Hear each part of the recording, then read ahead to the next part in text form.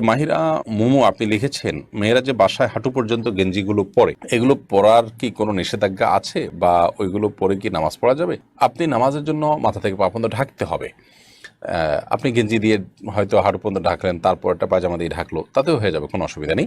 আর বাসায় একান্তে যদি পড়েন, সেখানে আপনার স্বামী থাকলে তিনি দেখলেন, অথবা মা বাবা আছেন, কিন্তু তাদের সামনে আপনার শরীরের কোনো অংশ যেটা আপনার প্রদর্শন করা জায়েজ নয় সেটা প্রদর্শন করলেন না, তাহলে সেক্ষেত্রে গেঞ্জি হয়তো খুব বেশি লম্বা নয়, শুধু হাঁটু পর্যন্ত বা হাঁটু সামান্য নিচ পর্যন্ত জায়েজ আছে। এরপরে যেহেতু আপনার পাজামা আছে, অন্যান্য পোশাক আছে, উপরে হয়তো ওড়না আছে, তাতে অসুবিধা নেই ইনশাআল্লাহ। তার বালিশে পা লাগলে ঘাড় ব্যথা করে, এটা কি সত্য?